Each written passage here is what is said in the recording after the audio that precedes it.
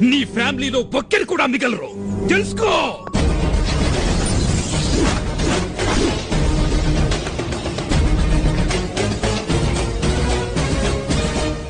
రేయ్, నా ఒక్కడి కోసం ఇంతమందిని వెంటేసుకొచ్చావు.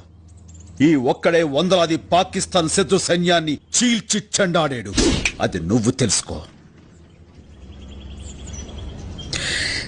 నీ మంచిగా చెప్తున్నాను. 4 గంటలకు నువ్వు మనుషులు పంపిస్తే 4 గంటల 10 నిమిషాలకి జీవితంలో ఎంత పెద్ద తప్పు చేశాన్రా అని ఏడుస్తూ కూర్చుంటావు. కాదు కూడదనుకుంటే పెట్టుకో, చూపిస్తా.